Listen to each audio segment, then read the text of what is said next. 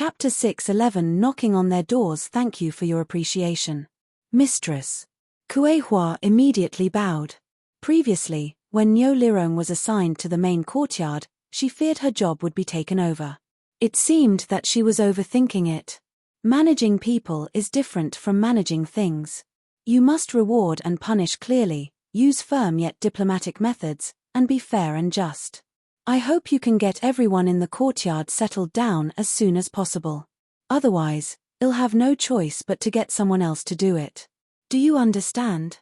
Yes, I will make arrangements as soon as possible.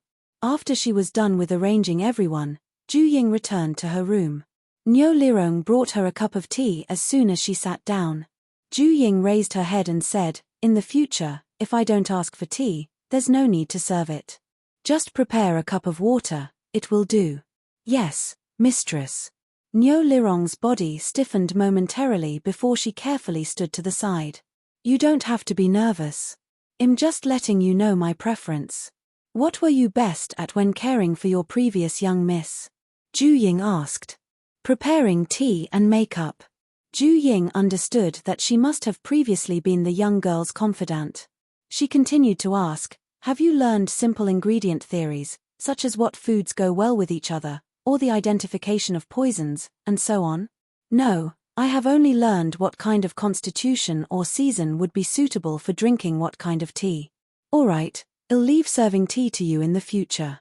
Remember to check everything carefully before making tea, just in case." "I understand. You may leave." Ju Ying dismissed her, opened the teacup, and took a look. It was chrysanthemum tea. Brewing a good cup of tea is an art. Compared to the tea she usually simply brewed, it was better in taste and color. After drinking it, Ju Ying got up and went to her study. She took out a few books from her interspace about what plants were suitable for growing in various soil types and picked out those for the alkali-type soil. Turning back to Shenghe village. After half a year of hard work, Constable Zhong finally got to marry Jiuzi. Today was the day of their engagement. At the same time, the date of their wedding was also set. After the pleasantries, the patriarch sent him and the matchmaker away. When he was about to turn around and head home, he saw a carriage enter the village from afar. The patriarch remembered that manager Liu was here for their sweet potato seedlings, so he immediately went up to greet them with a smile. He was stunned when he saw the unfamiliar coachman. Just as he was about to turn around and walk back, he suddenly heard someone call him father. He turned his head and looked over. When he saw who it was, his face darkened, and he replied in a strange tone, "Yo, I sentee this county magistrate Chen Peng. I don't deserve to be your father, nor do I dare to be one. If you are here for work-related matters, go to the village chief. If it's for personal matters, you're not welcome. Zi has remarried, and there's no longer any connection between you two." "What? Zi has remarried?" Chen Peng asked in astonishment. "Why are you surprised? You two have already divorced, so she's free to remarry. Isn't it normal for her to remarry when she meets a suitable person? Hurry up and leave. Otherwise, don't blame me for gathering my clansmen to kick you out." After the patriarch finished speaking, he flung his sleeves and headed home. Seeing this, Chen Peng hurriedly chased after him, but he was still a step too late. The door was shut in his face by the patriarch. Father, please listen to my explanation." Chen Peng immediately knocked hurriedly on the door. The patriarch roared before he could finish his words, "Get lost." Everyone in the house was shocked by his shouts and immediately rushed out. Especially Jiuzi, who felt she was hallucinating. Was that the bastard Chen Peng's voice? "Husband, who is it outside? Why is he calling you his father?" Mrs. Wang walked over and asked. Chapter 6:12 Dream on its Chen Peng. When the patriarch said this, he saw Jiuzi. "Zi, take the two children back to the house. Leave the rest to us." Because he knew clearly that he couldn't let Chen Peng keep shouting outside. Otherwise, if the Zhong family found out, it would be bad for Zi's reputation. After hearing this, Mrs. Wang glared at the patriarch and looked at Jiuzi. "Zi, tell me what you think of this. He's just a familiar stranger. We can just kick him out." Guz gritted her teeth and replied. She had not forgotten the pain she had suffered back then. If Gu Chungrui had not helped her, she would have been a pile of dirt by now. Therefore, there was no love between them anymore. There was also no hatred, only indifference. After saying that, she took her 2 children to the West Wing. After the patriarch let Chen Peng in, she brought her 2 children back to her house. On the way, Huan hesitated to speak. Mother, is my father here? Yes, do you want to see him? If you want to see him, we can head back. Guz asked nervously. To be honest, she didn't want them to meet. Chen Peng only cared about his career and never once cared about the 2 children. She was afraid that they would get hurt by meeting him. However, she was afraid that her children would blame her in the future if she refused to let them meet their father, so the final decision was up to them. Huan hesitated for a moment before he shook his head. No, I still remember that he sent someone to kill us. Yes, we shouldn't meet him. Let's go home. Guz smiled and patted her head as she walked home. As for Lele, although she was young, she remembered clearly that Mrs. Zhao almost killed her. She also remembered that her father only cared about coaxing her younger brother and always ignored her.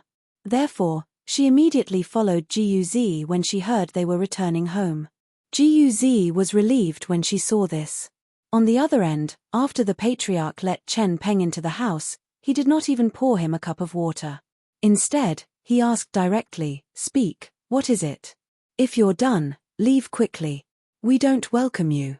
As for the others, they all stared at him like tigers eyeing their prey, as if they would beat him up if he didn't get along. Especially Mrs. Wang, who really wanted to tear him apart.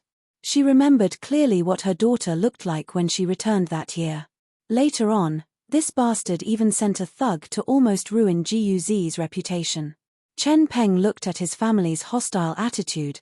It would be a lie to say he was not afraid. However, for the sake of his future, he could only bite the bullet and say, "I came over to reconcile with Zi. However, since she had already remarried, I would take the 2 children back with me. Zi could also live better in her husband's house that way. Dream on." Jiu Chenzhen coldly snorted. "They are not 3-year-old children. You sent people to kill them time and time again. Do you think they will go back with you?" The patriarch asked sarcastically. "No, I didn't. You didn't send anyone over personally, but do you dare to say that you don't know about it?"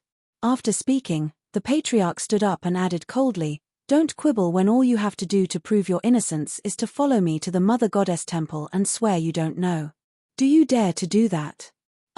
Chen Peng's heart froze when he heard that. Mother God appearing at the capital's execution ground and striking down lightning spread throughout the Ming dynasty. How could he dare to go to the Mother God temple to swear his innocence?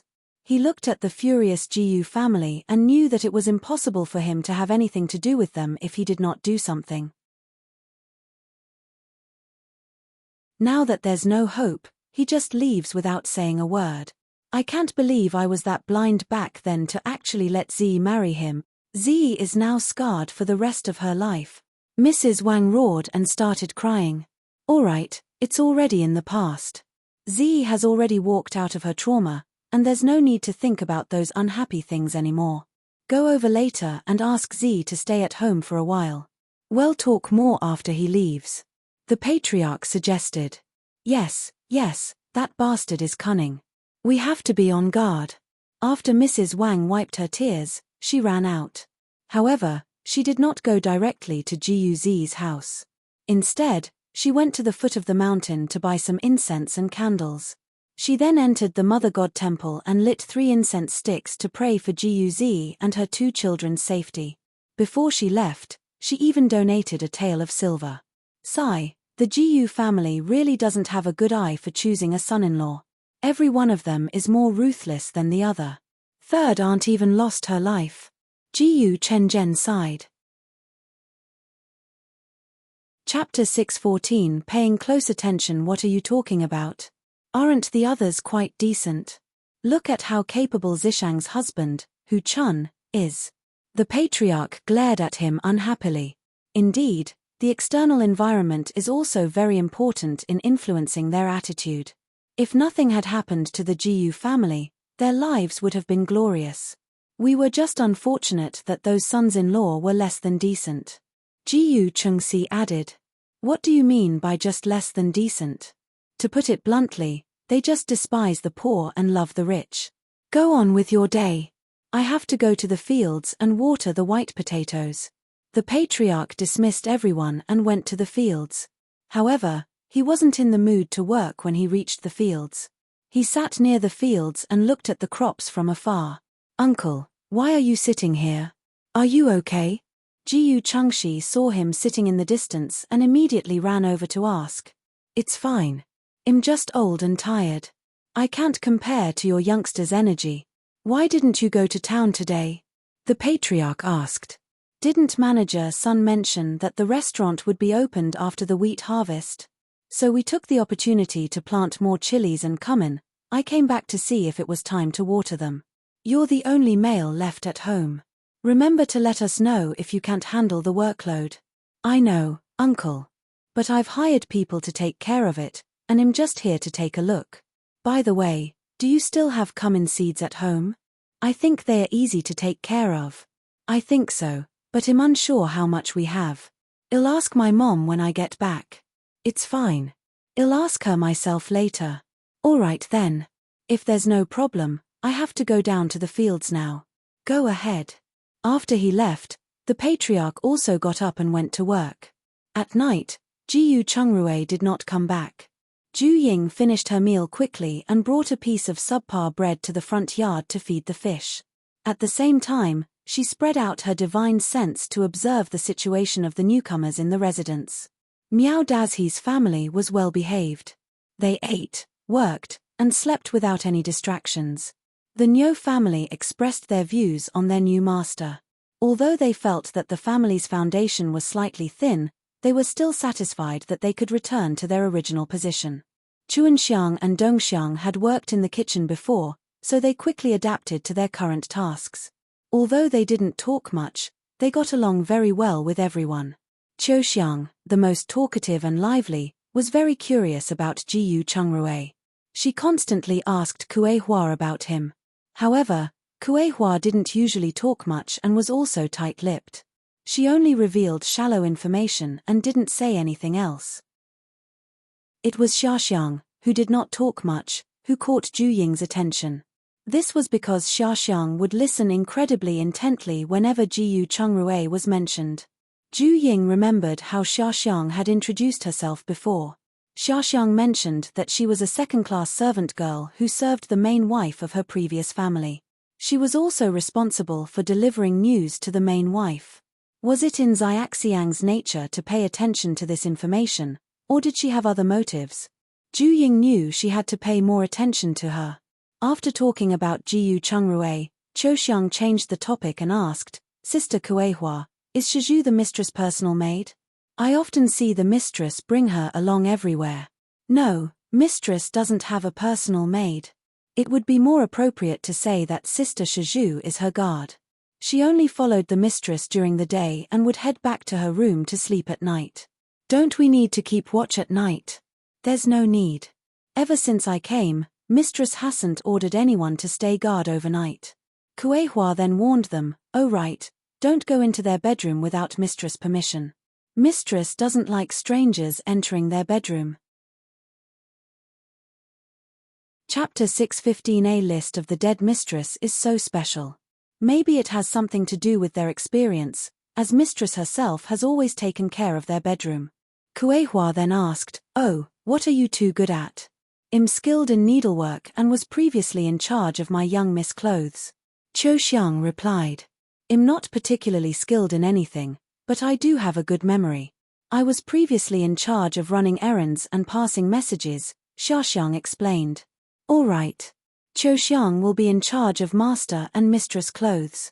Remember, just the outer clothes are enough, as mistress will prepare their underwear. As for Xiaxiang, you can start with the odd jobs and preparing meals for master and mistress. When we have a more suitable place for you in the future, I'll recommend you to mistress. After that, Ju Ying listened to them chat for a while before leaving. After feeding the fish, she walked around the courtyard and checked the hygiene of various places. After confirming it was all up to standard, she returned to her courtyard. She got someone to boil some water and take a bath. Then, she lay down on her bed and read. Before sleeping, she spread out her divine senses to scan the surroundings. After confirming that only the Shiju was sleeping in the West Wing room, she locked the doors and windows and entered her interspace. First, she took a look at the demands of people everywhere. Soon, she filtered out 3 pieces of crucial information. One was from the south, and it was a prayer from the wife of a county magistrate. Apparently, the first prince had forcefully recruited able-bodied men to rush his work. Many people had died, and she prayed that Mother God could bless the suffering commoners and stop this enslavement. The other was to pray that her husband would not be implicated. After Ju Ying understood what was going on, she followed the faith of the county magistrate's wife and came to an exquisite courtyard in the county town. At this moment, the lady was coaxing a 3-year-old boy to sleep, but her eyes were full of worry. Ju Ying found the study room, but she didn't find anyone. Ultimately, she had no choice but to head to the county government office. Ju Ying soon saw a man in his 20s staring at a list and sighing. She leaned over and glanced at it, shocked to see that it was a list of today's deaths, with more than 50 people on it. More than 50 people died daily at this construction site. How terrifying was that? If this continued, how much more would have to die before the river embankment was repaired? Furthermore, this was after the various disasters. The labor force had already decreased drastically, and no wonder the county magistrate was anxious. At this moment, a man in his 20s walked in and spoke up. "Master, have you approved the compensation? Tomorrow morning, we must send the bodies back along with the money. Xian, these are 10 taels of silver for a life. These are all strong laborers, the pillars of their families. How do you want me to approve such a small amount of compensation? Moreover, the number of victims has been increasing daily over the past half-month. I really can't sign this." After hearing this, Xian opened his mouth, not knowing how to persuade him. But after a moment, he still urged, "But the dead can't be brought back to life. 10 taels of silver is enough for an ordinary family to survive for 2 to 3 years. If you don't sign this, they won't even get the 10 taels of silver." "Ha, King Hui just wants my life." The county magistrate mocked his situation. He firmly believed that if this continued, his people would probably assassinate him soon. If it really doesn't work, well, just side with him. Otherwise, I'm afraid, no, the river embankment is related to the livelihood and lives of our entire county, or even more than 10 counties downstream. We can't just muddle along like the previous magistrates. So, but there's no news of the memorials and letters we sent out. It's obvious that they had been stopped. We were all alone now. Chapter 6:16 Lightning Talisman tomorrow, bring more people to the construction site. We can't. That will make King Hui. No matter what, we can't sit still and wait for death. Otherwise, we won't even be able to avenge ourselves. After the county magistrate decided, he locked the name list in his drawer. Master, 10 taels of silver is too little. Since he treats human lives as expendable, he at least need to cough up more silver. The county magistrate walked out after that. Xian hesitated for a moment before he left. After he had walked far away, he quickly got into a carriage and left the city. After arriving at the construction site, he looked for the King Hui. This lowly one greets your highness. So, did he agree? No, he wants to bring a group of people over tomorrow to cause trouble. He wants to at least double the compensation for the dead. If he doesn't know how to appreciate my favors, so be it. When the time comes, he won't be returning. But, what, do you have no confidence in yourself, or do you not want to be a county magistrate? No, why? You thinking of giving up halfway? You will be buried with him if that's your intention. When Ju Ying heard this, she immediately recalled how Lord Sun was replaced and how he took down the entire Pingyang residence. She was instantly pissed. She knew this was to be expected. If he was capable of executing officials at will, why would he care about the lives of ordinary people? After hearing this, whether it was for the sake of his life or the position of county magistrate, Xian immediately shut up and retreated. After he had walked far away, Ju Ying drew the most powerful lightning talisman that she could and stuck it on King Hui's body. King Hui instantly convulsed and fell to the ground. He was charred black, and his mouth emitted hot steam comically. After confirming that he was still alive, Ju Ying immediately followed Xian out. Xian, who had yet to enter the carriage, heard the lightning bolt strike. He turned around and looked at King Hui's tent, which was still smoking.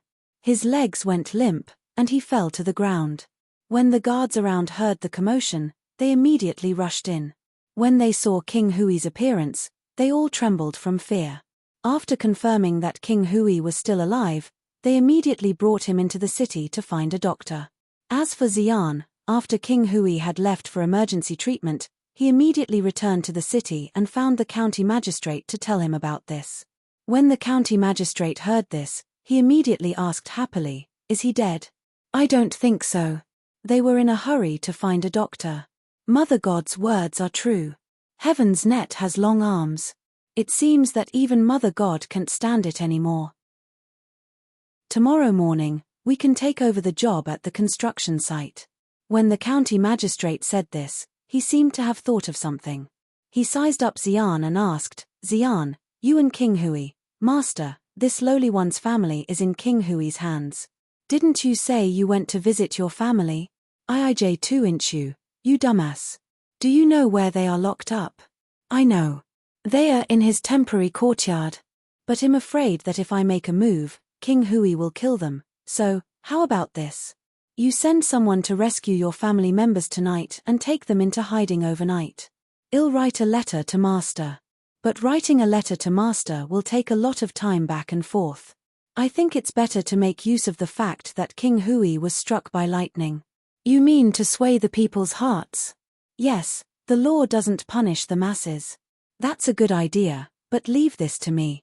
Take advantage of the fact that they are still busy saving King Hui to bring someone to save your family quickly. Remember, after you rescue them, go into hiding and don't do anything else." Chapter 617 Delivery Help. I hope we can meet again. Xian turned around and quickly left the residence. "Master, can he be trusted? Will he leak the news?" At this moment, a guard walked out from a corner and asked, "If it weren't for that lightning bolt, perhaps I wouldn't have believed it. I now need you to fan the flames and spread rumors of this to the masses. However, remember not to reveal anything important and just sow discord." "I understand.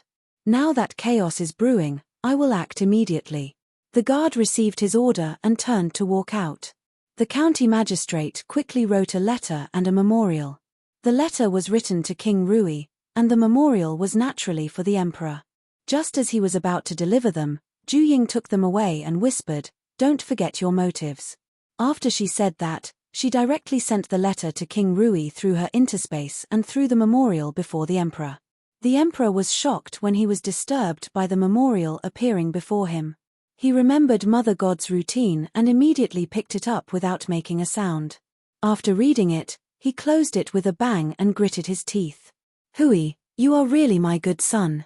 I am here trying my best to encourage the people to have more children, and here you are wasting the labor force." King Rui and Ju Huaiming, who were playing chess at this moment, were stunned when they saw the letter falling from the sky. The two of them looked at each other. When they saw that the ceiling was intact, the two of them looked at each other again, and Ju Huaiming finally opened the letter. After smelling the fresh ink fragrance, he paused momentarily and continued reading. After reading it, he handed it to King Rui.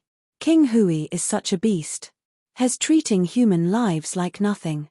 After King Rui finished reading it, his expression was not good either. However, he put the letter aside and said, "We don't need to worry about it. Since he has submitted a memorial, the emperor should have also received it by now. Mother God. Who else would have the ability to do so?" "True.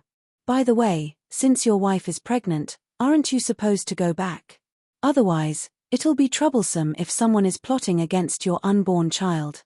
With Uncle Feng around, she'll be fine for the time being." On the other side, the county magistrate froze before realizing what had happened. He knelt on the ground with a thud. After he returned to his senses, he was even more determined to resist King Hui's tyranny. After Zhu Ying had settled everything, she arrived in Beiliao, a country in the north of the Ming dynasty. Because of the large production of potatoes last year, they were getting restless again. However, this time, there was internal strife in the royal family as the old king was dead. The princes were locked in an intense battle for the throne. Zhu Ying glanced at the princes and found that only the eldest had a faint purple aura surrounding his body. However, he was fated to die early, while the other princes had no purple aura. Therefore, the next king would not be born among them. Zhu Ying could not be bothered with them once she concluded that. The last thing that caught Zhu Ying's attention was that Chen Peng was looking for Jiyu Zi. Zhu Ying glanced at the Jiyu family. After ensuring they were fine, she finally found Chen Peng and his servant in the town's inn. Seeing that Chen Peng was already covered in an aura of bad luck, she knew that he was in big trouble. Since she knew he was the Zhao family's son-in-law, she knew he would not be able to act arrogantly after a few more days. Therefore, she just gave each Jiyu family member a safety talisman and withdrew. She busied herself in her interspace after that. She picked some ripe strawberries off a plate after finishing the rest of her work. After eating the strawberries, she took a shower and left her interspace. Lying on the bed, a wave of drowsiness immediately struck, and she fell asleep quickly. After breakfast tomorrow morning, Zhu Ying took Shizhu to inquire about the grape seedlings. She wanted to plant a row of grapes to make wine. Chapter 6:18 Spies. Ultimately, she discovered that while the Ming dynasty had wild grapes on their mountains, no one had ever planted them. This allowed her to discover a business opportunity. On the way back, she suddenly realized that her faith had soared. While absorbing it, she checked the specific situation through her interspace. Zhu Ying soon found the reason, and to put it bluntly, it was mainly the lightning that struck King Hui. Because of this, the county magistrate took over the construction site of the river embankment and doubled the compensation for the laborers who had died before. As soon as the news spread, not to mention the people under the Hui prince, even those ruffians and tyrants retracted their claws and trembled in fear. Therefore, people trusted Mother God even more and prayed ever so faithfully. At night, Zhu Ying told Jiyu Chungrui about her punishing King Hui and how Chen Peng went to look for Jiyu Zi. Jiyu Chungrui was surprised when he heard that. Chen Peng's is sure dense. Did he make trouble for the patriarch's family? Not for the time being, or maybe he's incapable of that. However, I have already given them protective talismans, so there shouldn't be any problems. Okay, please take a look at them every day. Jiyu Chungrui smiled. By the way, when I went to the office today, I heard that King Hui was summoned back by the emperor. I think it has something to do with that memorial. He is too ruthless. This person must not become the emperor. Otherwise, those who oppose him will all be executed. Indeed, he is even more ruthless than the current emperor. I'm sure the emperor is aware of this too. When King Hui returned, he might go to the extreme. You mean he might try killing his father? That's right.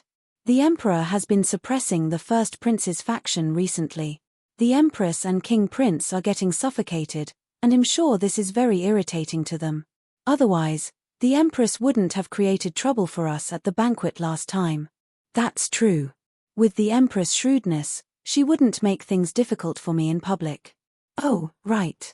Did King Kang cause you any trouble these past 2 days? Zhu Ying asked. I've been avoiding him, so I didn't run into him. However, he sent someone to the manor to learn greenhouse planting techniques from me. In my opinion, he's just someone there to spy on me and sweet-talk me.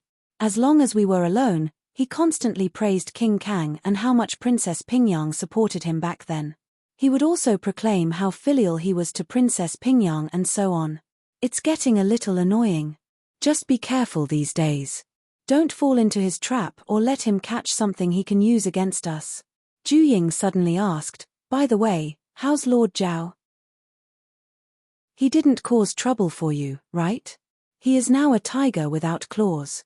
He looks mighty, but the emperor is closely monitoring him. Most importantly, I heard that his wife and children are getting on his nerves. They are starting to bully the concubines he left in Pingyang province. Their days must be getting difficult, so Chen Peng shamelessly went to our hometown to rely on the Jiyu family again. Ju Ying nodded. When you return to the manor, bring Niu Fugue. If he passes your test, you can let him be our butler. Uncle Ju can manage the family, but He's getting too old to be presentable to the public. Alright, I'll try to find out more about him. If He's usable, you can also relax a little. Jiyu Chungrui nodded in agreement. The couple washed up, and Ju Ying spread her divine sense to scan the residence. After confirming nothing was unusual, she brought Jiyu Chungrui into her interspace. Chapter 6:19. Looking for a companion while checking out the many different places, Ju Ying glanced at the Jiyu family and left after ensuring they were safe. She didn't expect that King Rui and Ju Huiming had gone to a mother god temple to offer incense. What King Rui prayed for was for his residents to be safe. Ju Huiming instead prayed that all the border crossings would be peaceful this year. Additionally, Ju Ying discovered that a few serious disaster-struck places, such as Pingyang province, had already begun to run out of food. Fortunately, traveling through the river was finally possible. Grain merchants transported grain from all over the country to these places without caring about the quality of it. The situation was still stable after factoring in wild vegetables and stocks of dried vegetables. Seeing this, Ju Ying sprinkled seeds around the barren lands through her interspace, perilla, dandelion, amaranth, and hemp vegetables. She also released a batch of wild ducks, eggs, fish, and shrimp into their river before leaving. After she was done, she picked another batch of strawberries and stored them. Woof, woof, a dog barked, and Ju Ying turned her head to see Jiyu Chungrui crossing the river with Zhuang. Ju Ying smiled and waved her hand. When Zhuang heard her call, he barked even louder and ran even faster. Ju Ying threw a strawberry the size of a child's fist directly in front of it. The strawberry was promptly eaten by Zhuang, who sprang up and ran to her side while wagging his tail. Ju Ying saw this and gave him a plate of strawberries. When he lowered his head to eat the strawberries, Ju Ying asked, Rui, why is he here? Isn't he living comfortably over there? It's spring, so I think he's going into heat. He's barking at the cows and sheep daily, scaring them so much that they aren't eating enough. That's why I brought him with me. Bring him to the manor tomorrow and find a companion for him. It's better for him to live outside. That's true. It'll be safer if there's a dog around too. Ju Ying agreed and picked out a large plate of strawberries. Let's go and eat these strawberries. They are sweet and tart. Jiyu Chungrui nodded and returned to the villa with her. After eating the strawberries, Jiyu Chungrui read his medical books while Ju Ying washed the dirty clothes and bedding in the interspace. The next day, after the morning court session, Jiyu Chungrui had just left the palace gates when he bumped into Nig Kang again. However, this time, King Kang wasn't here to persuade him. Instead, he asked, Cousin, I'm wondering if you have some more tomatoes in your manor. Suji hasn't had an appetite recently, so I want to buy some for her to start her appetite. There really isn't any left. And as far as I know, the latest batch will be ready for harvest only in a month's time. I'm sure there's a reason for the lack of appetite. Eating some hawthorn is recommended if it is just ordinary stomach discomfort.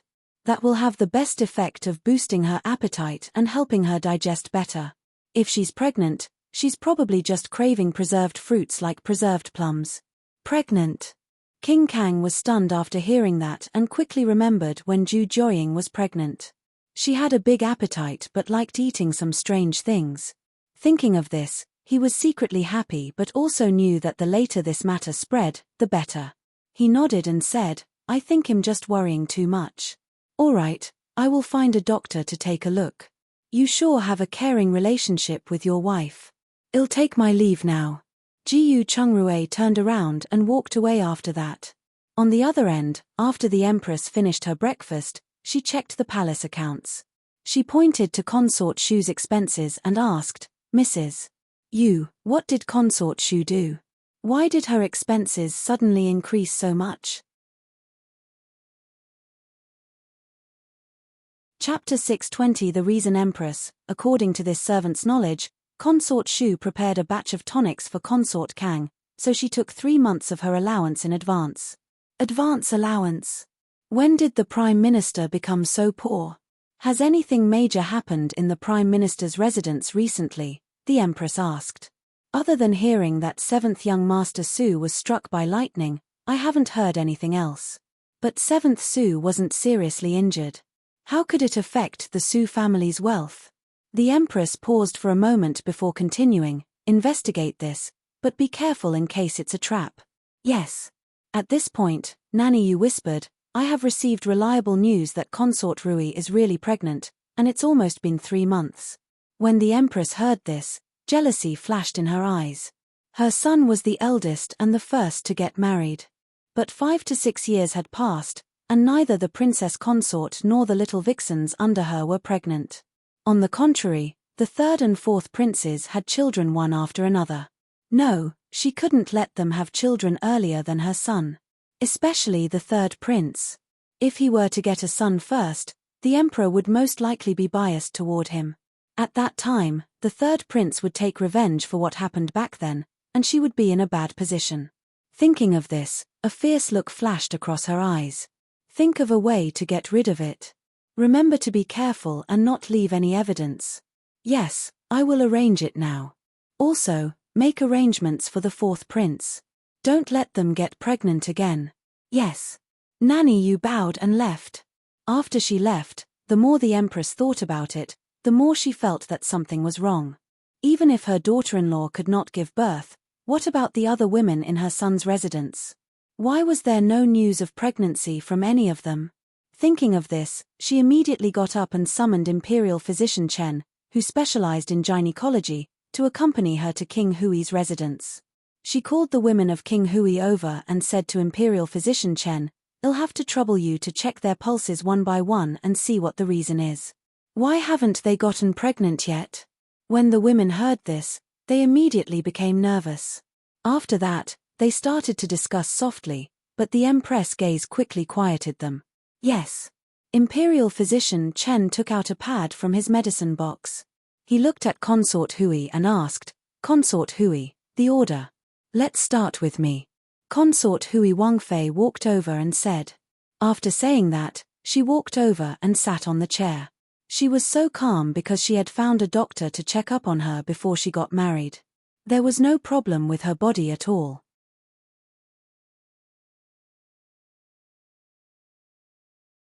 Chapter 621 Deny. The group of women were dumbfounded when they heard that.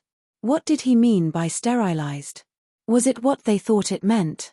When Consort Hui heard this, she felt her head buzz and could not hear anything else. All the womenfolk in the residence of King Hui have been sterilized. After Imperial Physician Chen stuttered, he didn't dare say another word. This matter was so severe. It was so severe that his head might fall. It was getting scary. After the Empress confirmed she had not misheard, she felt her vision darken and almost fainted. Fortunately, Nanny Yu quickly supported her. After a while, she returned to her senses and hurriedly said to Nanny Yu, "Inform all the guards to surround the entire place as soon as possible. Not even a fly is allowed to fly out. Also, inform the butler to bring over the roster of all the people in the residence." "Yes, please rest." After Nanny Yu finished speaking, she called a servant girl who was still in a daze beside Consort Hui over and told her to inform the butler of their orders. Meanwhile, she found the captain of the guards and gave him her orders. For the entire day, the whole residence was in chaos. However, under the Empress' ruthless methods, she finally found the mastermind through the residence doctor, King Kang. However, how could King Kang admit to such an incriminating thing? The Empress couldn't beat him to force him to confess, so she dragged him back to the palace and told the Emperor about it. Although the Emperor was already annoyed with King Hui, he was still his son. Cutting off his descendants was infuriating to hear. It was no wonder King Hui had no descendants, even after so many years. At this thought, he felt a chill run down his spine. He didn't dare to think more. He looked at King Kang and asked, "Tell me, did you do this?" From the Empress' expression of anger and despair, He already knew this was most likely true. However, he still had a glimmer of hope. He did not want his sons to act so inhumanly as to kill each other for the throne. Imperial father, I've been wronged. You know very well that the Empress has always been hostile toward my mother and me. King Kang replied aggrievedly. No matter what, he would not admit it. Otherwise, his father would definitely give up on him. Do you speak the truth, my son? The emperor stood up and asked again. Yes. King Kang raised his head and said it firmly. How dare you not admit it? You're not a man. The empress yelled angrily.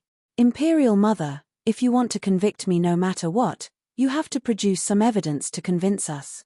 Don't you think it's too far-fetched to condemn me with just a few words from a doctor? Most importantly, this crime is so great that I cannot bear taking the blame. Indeed. If you don't have the evidence, don't slander my son. Everyone knows what kind of life we're living. What if someone else framed us? Consort Shu walked in and said. Afterwards, she bowed to the emperor. Greetings, emperor. Long live the emperor. The emperor nodded, then waved his hand impatiently to ask her to stand to the side. The emperor was troubled. He looked at the empress and said, I'll give you 3 days to find evidence. Consort Shu and her son will be placed under house arrest at Weiyang Palace. If you find the evidence, then it's settled. If you can't find it, then stop this infighting. Understand? The empress also knew that she was being impatient, so she could only nod and say, all right. At the same time, Consort Shu hurriedly shouted, Emperor, no. What if she fabricated evidence to frame my son? Do you think him a fatuous ruler? The emperor slammed the dragon table and said unhappily. After that, he called Xiao Heng over and asked him to follow the empress for her investigation personally. Chapter 622 The sterilization incident. Although the empress was unwilling, she still left in a hurry with Xiao Heng to find evidence. However, when she passed by Consort Shu, her eyes flashed with viciousness. When Consort Shu saw this, she knew their real war had begun. Li, send both mother and son back to Weiyang Palace. After the emperor finished speaking, he couldn't be bothered to pay any more attention to them. After they left, the emperor remembered that since the birth of the 9th princess, no child had been born in the palace for more than 10 years. He had not taken it to heart before, but now he was concerned. When eunuch Li returned, the emperor sent him out again. He had him bring imperial physician Chen to the palace to conduct a general survey of the mistresses of the various palaces. Once the investigation was done, they all broke out in a cold sweat. All the favored concubines in the palace had been poisoned with sterilization drugs, which forced the emperor to investigate this matter personally. Otherwise, he might even get drugged to death one day. In Weiyang Palace, when King Kang found out that the emperor had sent people to conduct a general survey in the palace, he looked at Consort Shu in panic and asked, Mother, will he find out about us? Don't worry, before we went to his study, I had already made arrangements. It won't trace back to us. Are you sure? I'm sure. You just have to insist that you don't know anything. The palace was in chaos, but Ju Ying was in a good mood. She had brought Zhuang to her manor to find a companion for him. After returning to the capital in the evening, Ju Ying subconsciously spread her divine senses to the entire capital. When she saw all the women in King Hui's residence despairing and lamenting as if their husbands had died, she quickly learned the whole story and what had happened in the palace. After dinner, Ju Ying returned to her interspace and told Jiyu Chungrui how King Hui's and the emperor's concubines were sterilized. Consort Shu and her son are really ruthless. They are ruthless, and they've been preparing for many years. They definitely have a backup plan. I just wonder who will be unlucky enough to take the blame. I don't think they could push it to King Rui, right? It's hard to say, but it might be 7th Su. To their disbelief, the Empress report and the Emperor's evidence pointed toward Princess Pingyang. The motive was revenge. She wanted to avenge the Empress for causing her to fall into a pond in the middle of winter and lose fertility. She was also taking revenge on the Emperor for disregarding her wishes and forcing her to marry into the Jiyu family. Brother Rui, do you think it's credible? Isn't this just slandering the dead? Zhu Ying huffed angrily after receiving the news. Since all the evidence points to her, it means that Pingyang was involved somehow. Don't forget, Pingyang has been married to the Jiyu family for over 20 years but has never given birth to a child. There has never been any news of her getting pregnant. Therefore, it's not impossible for her to be involved in this. However, she's definitely not the mastermind, and it's likely that she had become a chess piece in Consort Shu's hands. Princess Pingyang is sure unlucky. She was a pawn from beginning to end. As long as they don't drag us into this, it's fine. Jiyu Chongrui replied. Zhu Ying was speechless when she heard that. However, if they were really so shameless, she would not mind changing the dynasty sooner. The next day, during the morning court session, Jiyu Chongrui huddled in a corner as usual, listening to the reports. After finishing the important matter, Prime Minister Su stepped forward and reported, "Emperor, the sterilization incident is already known. We implore that you punish the culprit."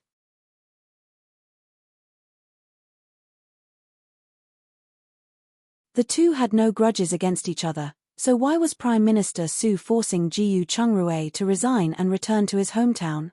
Prime Minister Su received the gazes of the people and felt wronged. This was not his intention. A third-grade official is not a minor position. Don't you miss it? King Xian looked at Jiyu Chongrui curiously and asked. Glory and wealth are just fleeting clouds. This humble official feels that living freely, living by oneself, is true happiness. Moreover, the higher the position, the greater the responsibility and the greater the pressure. As a scholar, my abilities are limited. The emperor didn't care if Jiyu Chengru's words were sincere or not, but his move of 2 steps forward and 1 step back was used beautifully. Now, the court was on his side. The emperor stopped everyone and said, "All right, let's stop here. Pingyang's matter has nothing to do with him, and there's no need to involve him. As for your resignation, forget it. But it's true, I can see that there's nothing much to report every time you come to court. In the future, I'll give you a normal salary, and you just have to continue your agriculture research. You don't have to attend the morning court every day." Jiyu Chongrui was stunned by the verdict. Although it was a pity he didn't get to return to the countryside, he had at least gained something. He immediately went forward to thank the emperor. Prime Minister Su was unwilling to accept this abrupt end to his plans, but since the emperor had already decided, he couldn't bring it up again. Chapter 624 Unsafe. After the court session, Jiyu Chongrui greeted everyone goodbye and then ran away happily. King An looked at him, shook his head, and laughed. This kid is already of age, but he still has the temperament of a child. It's rare for someone to not care about fame and fortune. King Xian nodded. Honestly, he did not have any memorable impressions of Jiyu Chongrui. But Jiyu Chengru's words today made him admire him a little more. He was clear-headed, not arrogant, and quite smart. After Jiyu Chongrui returned home, he told Zhu Ying about how Prime Minister Su had made things difficult for him in court and the outcome. "Babe, I'm finally free." Zhu Ying was surprised when she heard this, as she knew the emperor had ordered them to stay in the capital to use them. She didn't expect that he would protect them. Although his protection wasn't out of pure intention, it saved them a lot of trouble for the time being. Jiyu Chongrui added, "Let's go to the manor. After we're done here, we'll go back to our hometown and reopen our restaurant there." "Sure." "Oh, right, we also have to plant chili and cumin here, especially cumin. Otherwise, there would not be enough for when our restaurants open." "No problem, we will clear a piece of land and plant those." The two of them continued discussing their plans, and it was determined that Jiyu Chongrui would be in charge of running back and forth while Zhu Ying dealt with the issues at the residence as quickly as possible. They would only go to the manor together when they finished. Conversely, Prime Minister Su's expression did not look so good. He never thought that Jiyu Chongrui, who was usually inconspicuous and had no sense of existence, would be so great at scheming. Jiyu Chengru's 2 steps forward and 1 step backward had placed him in a position where he could not advance or retreat. He had vastly underestimated Jiyu Chongrui. Right, how could a person whom King Rui took a fancy to and protected be an ordinary person? "Father, what's wrong?" Did things not go well today? Seventh Su walked in and asked. Yes, we underestimated the enemy. Jiyu Chungrui is much more cunning than we thought. Prime Minister Su replied. Oh, what happened? Seventh Su asked in confusion. Jiyu Chungrui had some talent and skills, but in terms of politics, he couldn't compete with his father, who had spent half his life at the imperial court. Prime Minister Su didn't hide anything from him and told him what had happened in the imperial court. Seventh Su replied thoughtfully, I feel that the emperor didn't completely believe the empress result. Or rather, he did not believe it at all. Otherwise, he would not have let Jiyu Chungrui off so calmly. Prime Minister Su nodded and said solemnly, the emperor is not a simple man, and he naturally won't believe everything. As long as he can't get hold of any material evidence, we're fine. So, we have to speed up. Otherwise, I'm afraid, King Hui was in a dire state, as much of his dirty laundry had been exposed recently. The emperor had probably given him up. Unless they forced him to abdicate, it was impossible for King Hui to ascend the throne. As for the sterilization incident, the emperor was definitely holding a grudge inwardly. King Kang wasn't so safe either. On the other hand, King Rui's military achievements over the years were plentiful. Promoting sweet potatoes to the masses was also a merit worth praising for 1,000 years or more. The key was that there was no negative news surrounding him. As for the seventh prince, to be honest, he was still too inexperienced. Without 5 or 6 years, he couldn't achieve anything. Therefore, their biggest enemy was King Rui. This was also the reason why he suddenly attacked Jiyu Chungrui in court. However, father, are you saying that the emperor is likely to be biased toward King Rui? Seventh Su asked in disbelief. However, he shook his head and said, there's no way. Back then, in order to suppress the Zhu family, the emperor framed them many times. How can King Rui not hate him? Chapter 625 Discovery. You're still too inexperienced. Back then, the true culprits were the Empress, the Marquis of Dingan, and us, who also helped secretly. Our actions went along with the Emperor's wishes, so the Emperor followed the flow. Moreover, if the Emperor gave the throne to King Rui, do you think the Zhu family or King Rui would still hold onto a grudge? I see. Yes, but we still have to guard against the Empress. She is a poisonous snake. It will be bad if she targets us. Seventh Su nodded and ate breakfast with his father. He ordered Su Qing, his follower, to find the servant in King Rui's residence. He ordered the servant to keep an eye on anyone coming and going from the residence. At the same time, he also checked the forces King Rui left in the capital. As for the Empress, who everyone was worried about, she was sick and could not even get up from her bed. But Marquis Dingan started to move after receiving the news. The first target was Jiyu Chungrui and his wife. No matter what, Princess Pingyang had participated in the sterilization incident, so she was not wronged. At the same time, they also sent people to attack the fourth prince's wife, and they discovered that consort Kang was pregnant. Thus, he changed his strategy and instigated a fight between the two concubines. Zhu Ying did not know about this. Over the past 2 days, while giving orders to Mother Qiu and her husband, she had not relaxed her surveillance on Xiaxiang. Finally, on the second day's afternoon, she discovered something unusual. Zhu Ying noticed that Xiaxiang had asked for leave to leave the residence, and she immediately spread out her divine senses to follow her. She saw that Xiaxiang had entered a relatively well-off small courtyard north of the city. After entering, she greeted an old woman sitting in a rocking chair in the courtyard, saying, Granny Liu, Ziying is here to report. Go in. The leader is waiting inside. The old woman waved her hand. Seeing this, Xiaxiang immediately entered the room and bowed. Leader. Sit down. They didn't suspect you, did they? A woman in her 40s turned around and asked. Not yet. Any gains? Yes, the husband and wife are very cautious. They never let anyone enter their master bedroom. They wouldn't even let us get close to the bedroom. However, they are kind to the servants, so the residence was still relatively peaceful. They have planned to stay in their manor for farming activities for the next 2 days, and they mentioned they would only return after the grain festival. Anything else? No, the couple's diet is very complicated. In addition, because of the limited ingredients now, they would eat anything available. How is their relationship? Very good, the best this servant has ever seen. Whether it is speaking or action, they are very tacit with each other. However, Lord Jiyu has always been concerned about the matters of the manor and rarely cares about the residents. Ju Ying didn't take the medicine, did she?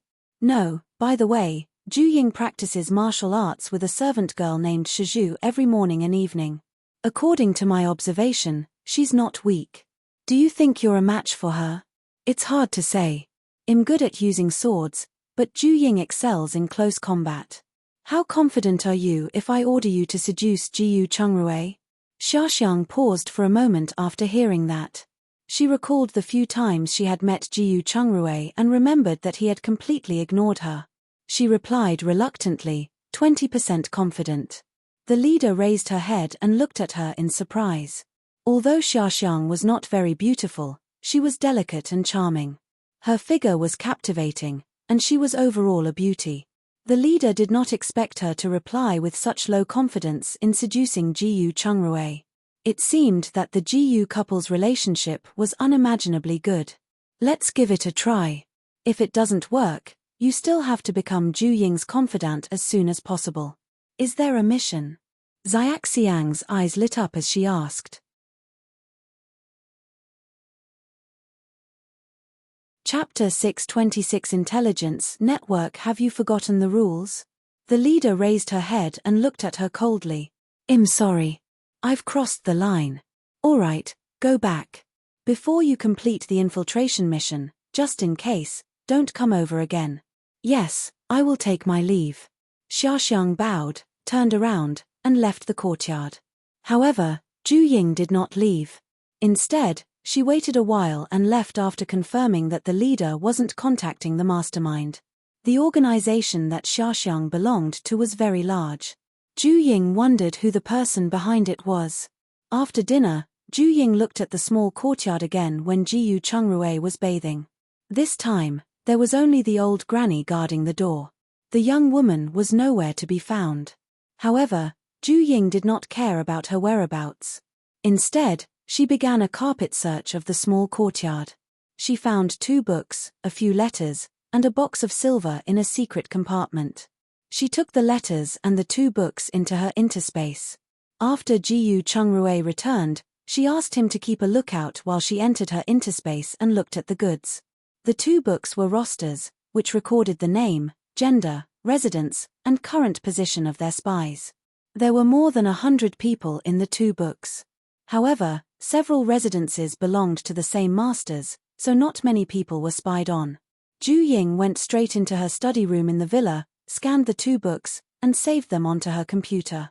She opened the letters, glanced at them, and noticed they were filled with information about ongoing missions. She scanned it into the computer again.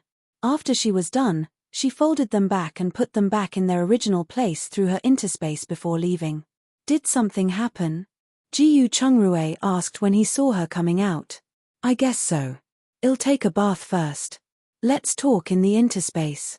She then turned around and walked out of the bedroom, asking Niu Lirong to prepare hot water for her bath. After he was done, she asked him to leave. She drank a cup of white wine after taking her bath. After ensuring no one was in the courtyard, she brought Jiyu Chungrui into her interspace.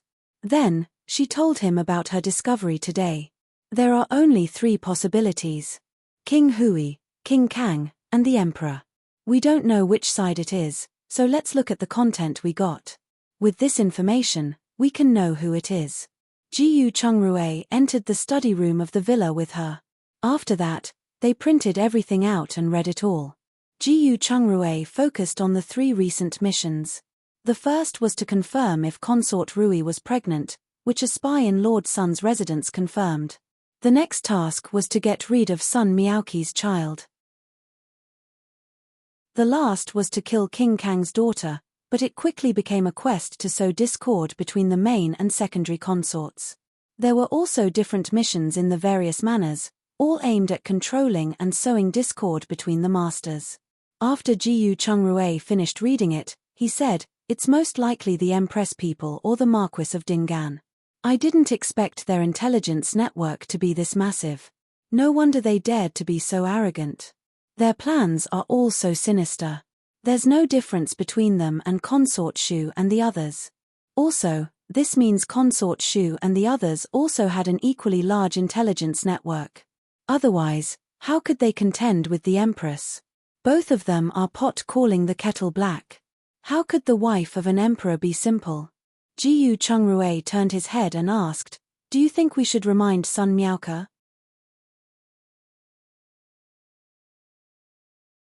Chapter 627 Prince Hui's return. Well, just remind Uncle Feng. After all, she does not have as much control over the people in the residence as he does. Zhu Ying asked troubledly, "But how do we remind him? We can't just go and tell him, right? How do we explain the source of our news? I'll go and tell him, and just say that it's a reminder. Uncle Feng isn't stupid. He's investigating everything that moves now." Jiyu Chungrui answered. "All right, then you can go over tomorrow morning." After that, Zhu Ying checked the situation in various places through her interspace. Once she was done, she looked at King Rui's residence and found Sun Miaoke's personal maid, Qing Mai. She was a spy on the rooster. Qing Mai was on night duty. Zhu Ying withdrew after searching her body and confirming that there were no dangerous things. The next morning, Jiyu Chungrui finished his breakfast and turned to King Rui's residence. He reminded Uncle Feng of some things he should take precautions about and left. He pointed out a few areas, such as drugs, cold food, blood circulation food, tripping and falling, and also emphasized catmint. Uncle Feng, who was originally full of confidence, felt that he had been careless after hearing Jiyu Chengrui's words. Thus, he didn't bother with the accounts and quietly rearranged the people around the residence. One rainy day, Qing Mai was about to apply oil to Sun Miaoke's shoes when Qing Dao caught her. Uncle Feng wanted to arrest Qing Mai, but she bit a poison sac in her mouth and committed suicide. Uncle Feng did not let out a sigh of relief and got even more vigilant. He also sent a letter to King Rui. 3 days later, after Zhu Ying taught New Delhi how to keep tabs on their accounts, the people in the residence were finally relieved. Just as she was about to bring Shizhu and Xiaoxiang to her manor, King Hui returned to the capital. Zhu Ying glanced at King Hui. He was bald at the moment, and his head had some burn scars. Looking at his solemn expression, she knew that he already knew what had happened in the capital during this period of time. Zhu Ying didn't pay much attention to him and rushed straight to her manor. When they arrived at the manor, Zhu Ying got out of the carriage and walked into the fields with Shizhu and Xiaoxiang. Xiaoxiang saw this and asked in surprise, "Mistress, are you really going to head into the fields?" "Yap. Planting melons and beans after the rainy season will reduce production if we miss this solar term. Can't you see that my husband is also planting watermelon seedlings in the field? Let's just help out as much as we can." Zhu Ying quickened her pace as she said that. When Shizhu saw this, she immediately followed. Xiaoxiang was put in a difficult position. Although she was a servant and had done heavy work before, it was her first time working under the sun. She couldn't understand why Zhu Ying, the wife of a third-grade official, had to go down to the fields to suffer. However, no matter how unwilling she was, she followed for her mission's sake. Jiyu Chungrui saw her coming over and stood up. "Why aren't you wearing a straw hat?" "It's okay. I'll head back when it's hot." "What are you planting now?" "Watermelon and pumpkins." "Let's do it together."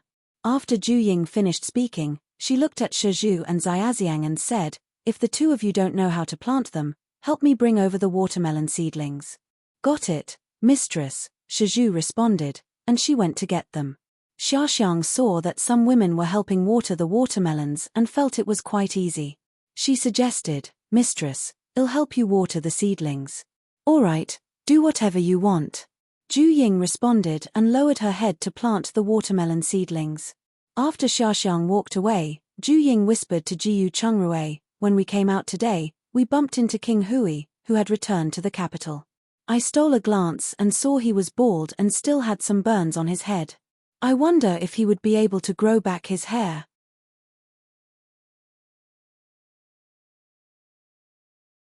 Chapter 628 Xiao Zheng, he deserved it. It's understandable that they fight each other since they were born in the royal family. It's also understandable that they eradicated the Jiyu family back then. After all, Pingyang stood on the wrong side. But he shouldn't have forced people to take sides. Also, it's wrong to kill them and find someone to replace them if they disagree. This time, it got even more outrageous. He used the lives of civilians as a bargaining chip, and I don't think it could be justified. Kings fight, and the peasants suffer. Zhu Ying shook her head. Next, the two planted the watermelon seedlings together and stopped when it was almost noon. The two of them called Xiaoxiang and Shizhu back. "Hello, Lord Jiyu, Madam Jiyu." At this moment, a young man in his 20s ran over and greeted them with a smile. Jiyu Chungrui saw this and introduced him. "This is Xiao Zheng, who was sent by King Kang to learn greenhouse technology. He even helped us with a lot of farm work." "Is that so? It must be really hard on you. You're too polite, madam. In any case, it's learning to do more." When Xiao Zheng said this, he looked at Zhu Ying with admiration and added, "It's just that I didn't expect Madam Jiyu to be able to do farm work." I'm amazed. Didn't we stay in the countryside for more than 3 years? Otherwise, how could we cultivate those sweet potatoes? That's right. I'm really stupid for not thinking of this. That's normal. No one can cover everything. By the way, what did you do before you came here? I used to grow vegetables in my manor. When I heard that King Kang was looking for someone to learn about building a new greenhouse, my father recommended me. Your father must be King Kang's trusted aide. Oh, no. He's just the head of the Hot Spring Manor. That's also pretty good. Oh right, how many people are there in your family? How old are you? Zhu Ying kept asking questions as they walked, not giving him a chance to ask anything. At the same time, she obtained a lot of information about him. Of course, he did not dare say anything more than he could. When they reached the manor, Xiao Zheng turned around and returned to the house where he was staying. Meanwhile, Zhu Ying and the others returned to their courtyard. Mrs. Wu was picking vegetables and stood up and bowed to them before turning to Shizhu. "Shizhu, there's hot water on the stove. Use as you like." "Got it. After I'm done, I'll help you cook." Shizhu then turned around and went to the kitchen. Xiaoxiang followed her in as well. Zhu Ying and Jiyu Chungrui sat in the courtyard under the tree's shade. The weather wasn't particularly hot yet, so they cooled down quickly when they reached the shade. Soon, Shizhu and Xiaoxiang finished washing their hands, bringing out a warm water basin. After the couple washed up, they entered their house.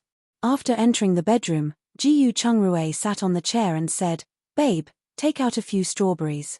My throat is as dry as the desert." "Watch the door," Zhu Ying reminded him and flashed into her interspace. She picked some big strawberries, washed them, and put them on the table. Jiyu Chungrui took one and put it in her mouth. "The sun is even hotter in the afternoon, so don't go into the fields. Why don't you cook a few dishes later and let Chen He and the others come over for a gathering?" "Chem? They haven't returned yet." "No, Chen He has taken a liking to farming after staying so long. Some time ago, I suggested that deep plowing and retting manure could increase harvesting production, and he followed suit. It looks like he's a reliable person. You should guide him well, as it'll make a great contribution if he can also excel in agricultural research."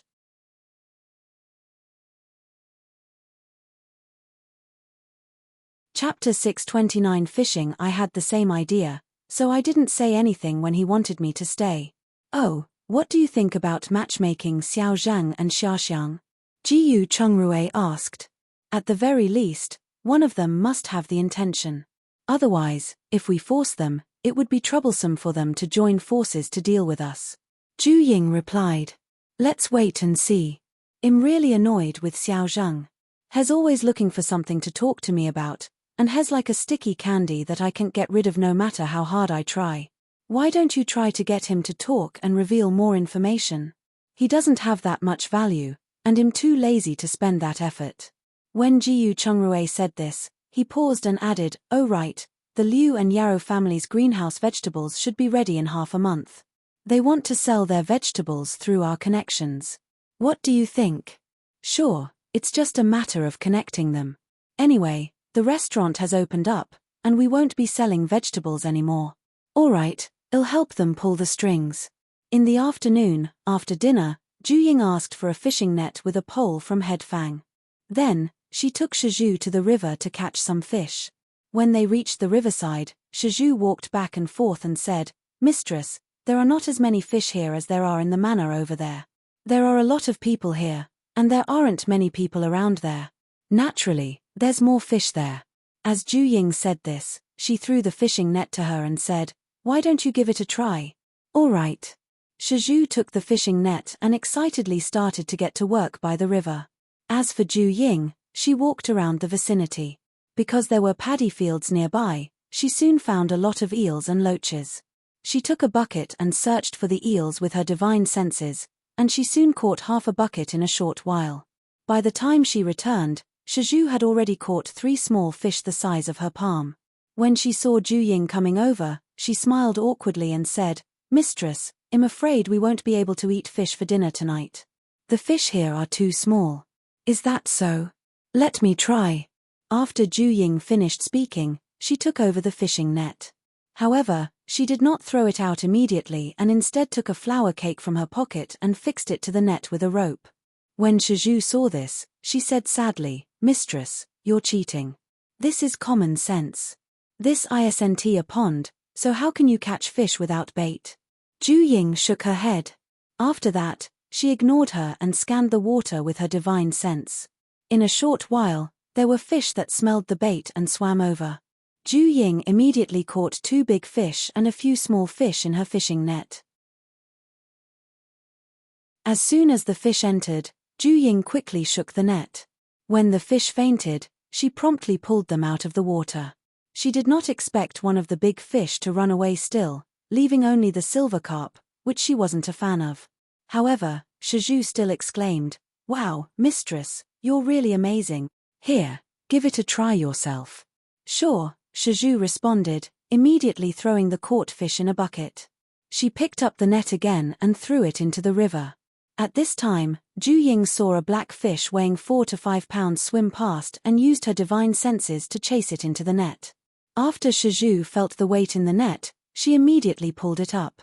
The fish was about to escape, so Ju-Ying had to use her divine sense to attack it. The black fish rolled twice, and by the time it reacted, it had already come ashore. "What a big fish! No wonder the net was so heavy," Shizhu exclaimed and immediately put the fish into the bucket. "All right, it's enough for dinner tonight. Let's go back." Ju-Ying concluded and picked up the bucket, returning to where they came from. Shizhu immediately carried the net and followed happily.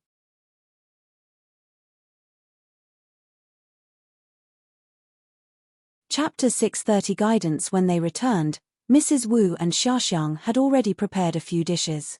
Ju-Ying made another 6 dishes. Braised silver carp, black fish with pickled vegetables, braised eel with green garlic sprouts, spiced eggplant bun, shredded sweet potato, and cold sweet potato leaves. As for the staple food, it was steamed rice. Once the dishes were out of the pot, Xiaoxiang sniffed and said, "Mistress, these dishes really smell delicious." As expected of a restaurant owner. "Yap, but you entered our residence too late. The dishes that mistress cooks during the new year are the truly delicious ones." The pig's offal and intestines were so fragrant that people wanted to eat more after a bite. But pig intestines are so dirty, can they be eaten? Of course, it's no worse than meat after it's cleaned. I love them, especially the spicy ones. Just thinking about it makes me drool. You gluttonous cat. If you want to eat, then learn to cook. I guarantee that you can eat whenever you want. Are the guys back yet? Ju-Ying asked after teasing Shizhu. They are back and already drinking tea in the room. Let me know that it's time to eat. Ju-Ying loaded the plate as she said that. Other than the braised carp, which she couldn't split, she left a small portion of the rest for Shizhu and the other 2 women. After the dishes were served, Chen He walked over and asked, "Madam, did we disturb you?" "Don't say that. Since you're following Chung Rue, shouldn't we take care of you?" Ju Ying asked as she handed the bowls and chopsticks to them. Yes, hurry up and sit down. You've lost a lot of weight since you came over.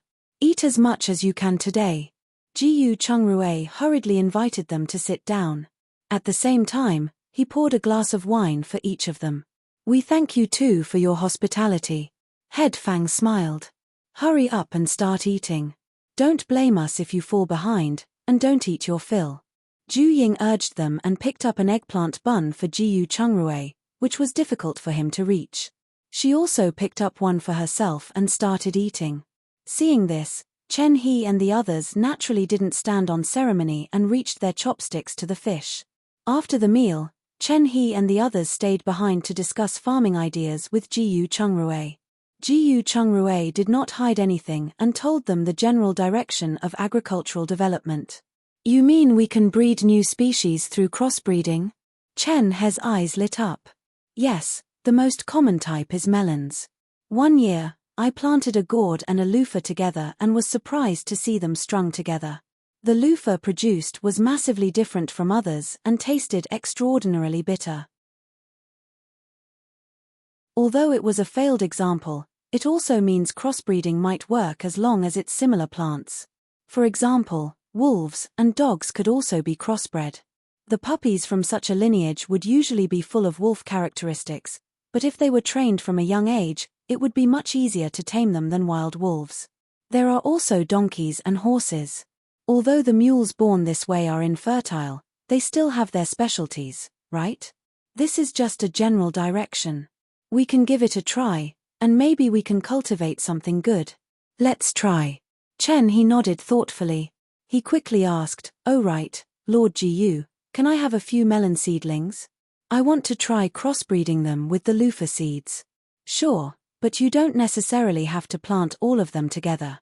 Melon flowers are divided into male and female flowers, so based on this, we can selectively choose a pair to crossbreed.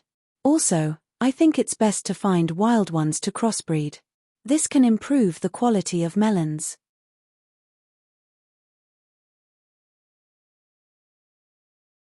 Chapter 631 Testing Wild Ones. Are there wild winter melons around? There should be. Otherwise, where would our winter melon seeds come from? Weren't they found in the wild and farmed? But it might not be easy to find. There's also wheat. I've seen wild wheat before, and we can try crossbreeding them. However, this is a long-term and arduous task, and we must persevere. Chen He heard that and immediately found his direction. At the same time, he also understood that this was indeed a difficult task, as it wasn't easy to find wild crops to crossbreed with. He felt it was worth it because if they could increase harvest production, how many people's food problems could be solved? He nodded and said, I understand. I hope you can persevere until a fruitful result. Jiyu Chungrui nodded. After chatting for a while longer, Chen He and the others took their leave. Once the couple washed up, they returned to their bedroom. After entering, they locked the door and entered the interspace. On the other hand, Shizhu and Xiaoxiang could only sleep in one room due to the limited number of rooms. After lying down, Xiaoxiang asked, Sister Shizhu, has the mistress always headed into the fields or cooked personally? It depends. For example, she will go to the fields today to help plant the seedlings, as it is the solar term. Also, today was a treat. Mrs. was cooking is fine for our daily meals, but it's not presentable for an occasion. This is why mistress had no choice but to cook herself. I see. You're blessed to be able to enter the GU residence. Although mistress is strict, but as long as you don't make any mistakes, she's very good to us servants. Shizhu asked, Oh right, aren't you from the south? I don't hear any obvious accent in your words. It's mainly because we live in a residence. For convenience, our masters and mistresses usually require us to speak in the proper dialect. Therefore, everyone must learn the official dialect before we can be sold as servants. After entering the residence, some servants still could not change their accents and could only do rough work for the rest of their lives. Didn't Sister Shizhu walk the same path? Xiaoxiang asked. No, I've been performing on the streets in the north since I was young, so my accent has been like this since I was young. Performing? Yes, juggling and some martial arts. It's with these martial arts that I obtained mistress appreciation. I see. What does mistress like to eat the most? Why are you asking this?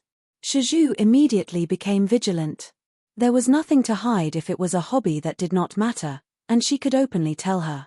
However, some preferences, especially those for imported undies, must not be exposed. Otherwise, it would be easy to bring trouble to mistress. Xiaoxiang was shocked by her vigilance. It's nothing. I just want to learn to cook her favorite dish so I can cook for mistress in the future. Xiaoxiang had seen Shiju being careless over the past few days and did not expect her to be so vigilant regarding Ju Ying. She was too careless. Shiju couldn't figure out her intentions for a moment, so she could only respond, "That's true. I should also take the time to learn more about cooking. But I don't know what she prefers other than that she doesn't like to eat coarse food. For example, mistress doesn't like to eat noodles made from coarse and mixed flour." The two women tested each other, but neither of them told the truth. Finally, they fell asleep as they spoke. After Ju Ying entered her interspace, she checked the situation on the southern riverbank. Zi Yang was now in charge of the embankment, and although they were still working day and night, he did not mistreat the laborious. After confirming that the construction was also made with strong and sturdy materials, only then did Ju Ying withdraw with ease.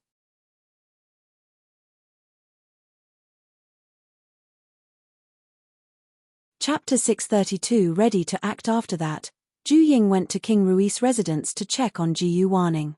After confirming that Jiyu Wanning was safe, she also took a look at Jiyu Chenglin.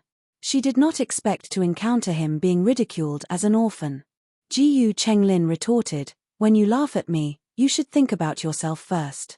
At least I have my sister, cousin, and cousin-in-law who love us, but do you have anyone who loves you? Especially you, Suani. I heard you and your mother were bullied and beaten by the main wife. How dare you laugh at me? And you, Sun Zhengyang, you're just like me back then. Your father doesn't love you, and your stepmother is spoiling you rotten. What's there to be proud of? I still have a sister who dotes on me, but you don't even have a biological brother or sister. Jiyu Chenglin, you're looking for a beating." Sun Zhengyang raised his hand and was about to punch him. Suani was aggravated, and now that he had been exposed in public, he also rushed up to beat him up. When the others saw this, some hid and ran out to seek the discipline teacher, but no one came forward to stop the fight. Seeing that the three of them were about to fight, Ju Ying immediately struck down the weakest lightning bolt she could. The thunder jolted the three kids, especially Jiyu Chenglin. After all, he had seen people struck down by lightning with his own eyes. Sun Zhengyang and Su Ani looked at each other and calmed down. Seeing this, Ju Ying retreated with satisfaction.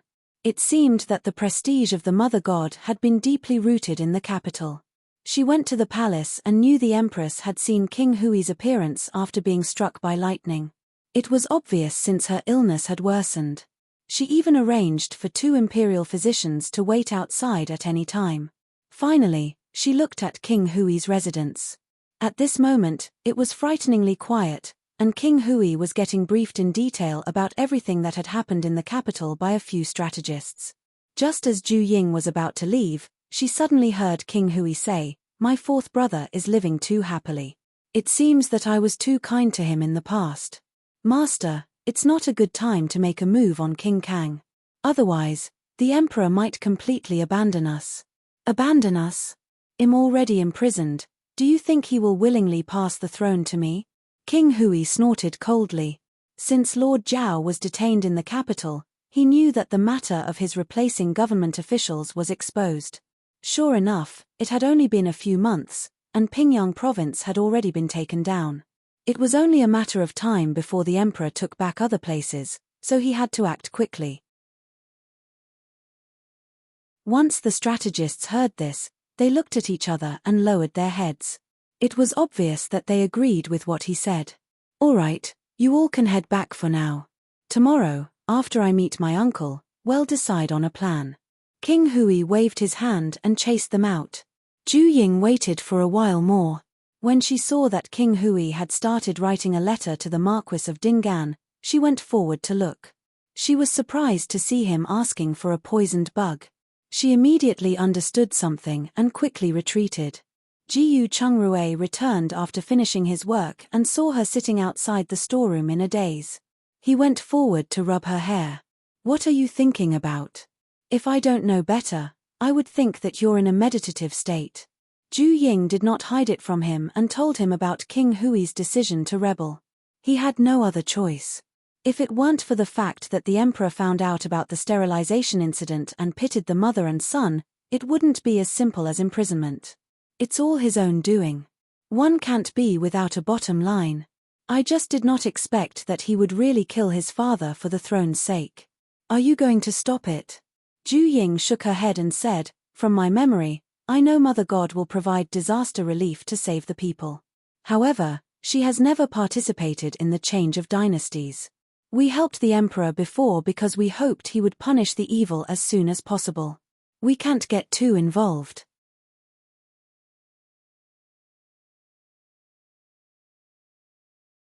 Chapter 633 Ambush. Sure, let's not worry about it. Just protect the people we should protect and let them fight among themselves. Jiyu Chungrui pulled her up after he finished speaking. The couple packed what they needed and returned to their villa for a vegetable salad and a plate of steamed prawns. After enjoying their meal, the two of them left the interspace. Following that, the two planted melon seedlings and cumin across 100 acres of their manor.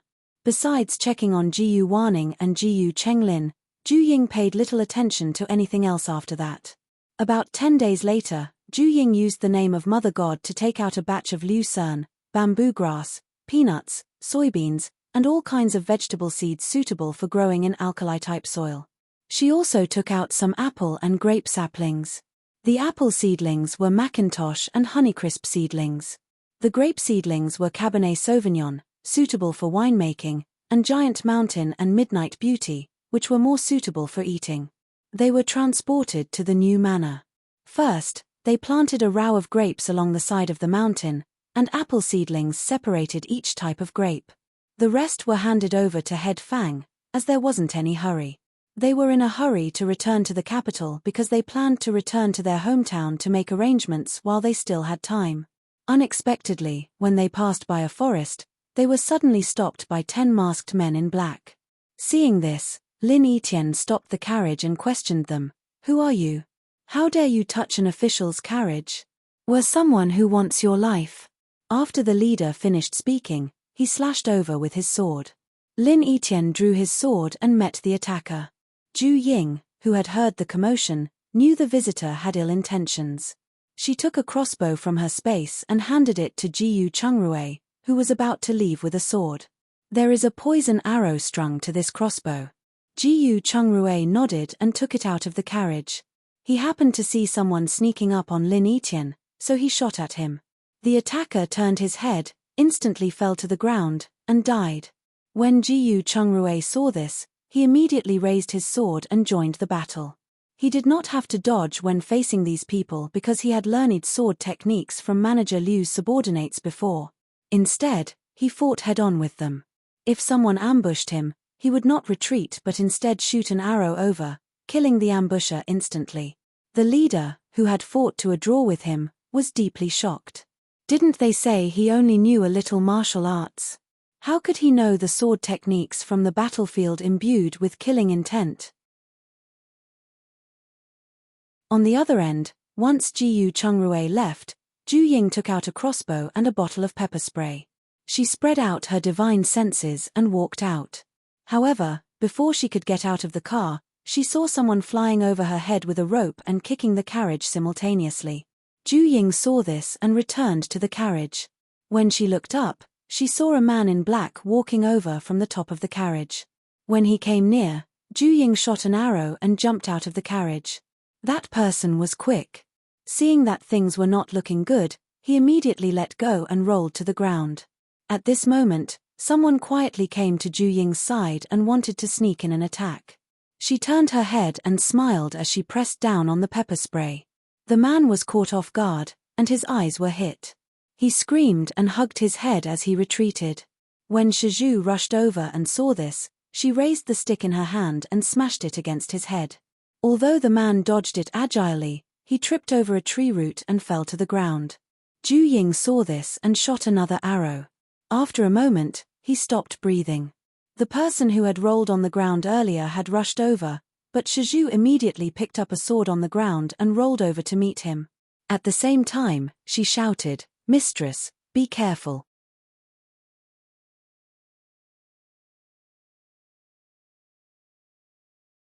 Chapter 634. Robbing the dead. Ju Ying had already noticed the attack, and Xiaoxiang had rushed over, wanting to block the attack for her. She knew Xiaoxiang's goal, so how could she let her get what she wanted?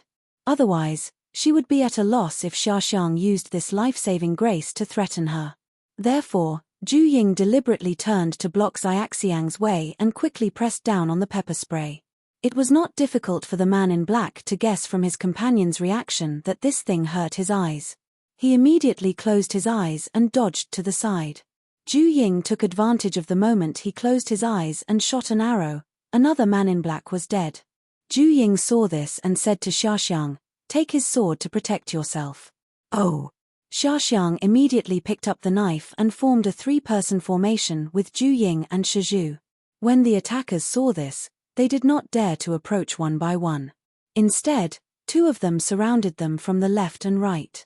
However, before they could do anything, someone shouted, "Retreat." After the men in black heard this, they immediately turned around and retreated. But how could Ju Ying and Jiyu Chungrui be willing to accept this? The two shot out their crossbows simultaneously, instantly killing two more people. When the leader saw this, he turned his head and looked at the couple deeply before running away quickly. Xiaoxiang still wanted to chase after him, but Ju Ying stopped her. "Don't chase a cornered enemy. Let's search these dead men to see if they have anything to prove their identity. Don't let go of any money on them, and retrieve the arrows too." Xiaoxiang was stunned. Was robbing the dead really a good idea? Shizhu didn't think much about it and immediately followed Ju Ying's orders. Ju Ying glanced at the battlefield and found that 6 men in black had died, and Lin Yishan's injuries seemed a little serious. Jiyu Chungrui was in the midst of helping him stop the bleeding. Ju Ying immediately ran over. At the same time, she took out a bag of medicine that Jiyu Chungrui had made and handed it to him. She asked, "How's Lin Yishan's injury? Can he make it to the capital? With these herbs, there won't be any problems. We have to leave quickly." Jiyu Chungrui got busy after taking the medicine. "Good to hear." Ju Ying turned around and went to their 2 carriages. However, only the carriage that Shizhu and the others were in was intact. At this time, Shizhu and Xiaoxiang had also finished searching the dead bodies. The two of them looked at each other, and Xiaoxiang handed a bag of money to Shizhu. Finally, Shizhu said, "Mistress, we didn't find anything to prove their identity. But we did discover that each of them had a leaf-shaped tattoo on their backs. It's the leaves of a ginkgo tree," Xiaoxiang added. "Also, we collected a total of 100 taels of silver." After Shizhu finished her report, she handed the money to Ju Ying. "I only want the arrows, you two can split the money." Ju Ying replied as she took the 6 arrows. "Shizhu, I want you to drive the carriage and send us back to the capital." "But mistress, no buts. Lin Yishan's injuries are urgent." "All right then." Although Shizhu was a little worried, she still followed orders. They all rushed to the capital after that. As for the corpses on the ground, they did not have the energy to deal with them. It was up to their master's conscience whether they were left in the wild or not. Fortunately, the group returned to the capital smoothly. After returning to their residence, Jiyu Chungrui directly helped Lin Yitian in. He went back to the main courtyard to get his first aid kit and personally bandaged Lin Yishan's wound. Because the wound on his abdomen was too deep, Lin Yitian even had to get stitched up.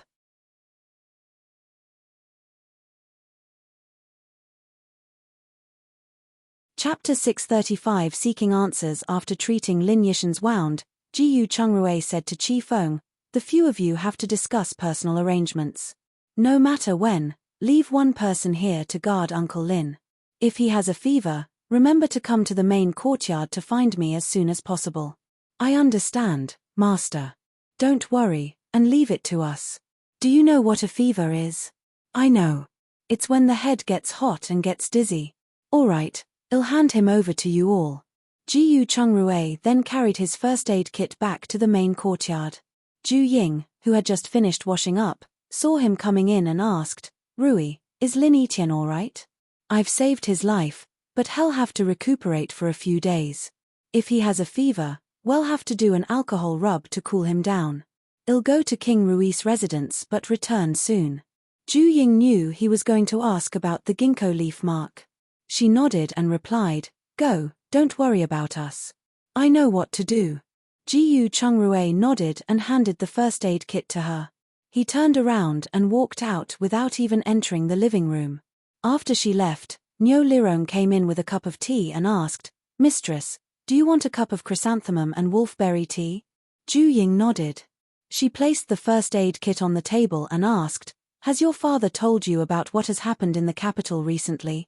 He mentioned two things. One was that Miss Ju Jiaqing of the Ju residence had married a medicinal herb merchant from another city. However, my father heard that she did not agree at first. After 2 days of arguing, she finally married him. There was also another matter regarding King Kang's residence. It was said that consort Kang was pregnant, but she quickly miscarried. It was said that the secondary consort had spiked the consort's chicken soup with some red flowers. However, the secondary consort kept saying that she had been accused and was now grounded in the courtyard by Majesty Kang. As for the exact situation, I'm not too clear either. Anything else? I haven't heard of anything else.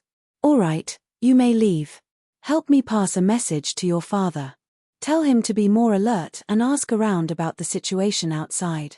Remember, he must be inconspicuous. Don't let anyone find out we are asking around. Is it because of what happened today? Not entirely. In short, the capital has not been peaceful recently. We should be careful. I understand. Nyo Lirong affirmed, bowed, and left. On the other end, Ji Chungrui arrived at King Rui's residence and went straight to find Butler Feng.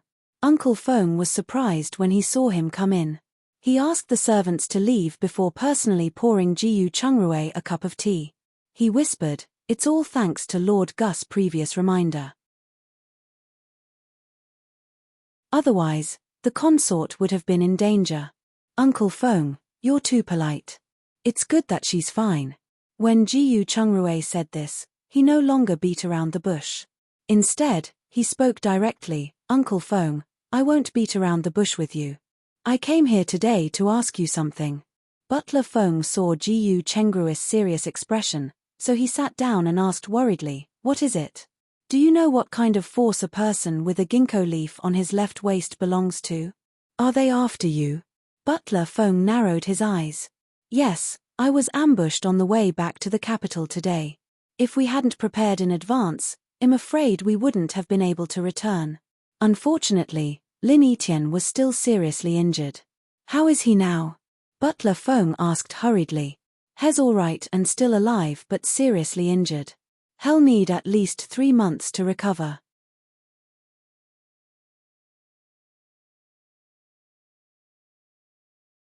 Chapter 636 Invitation into a Trap. 1. That's good.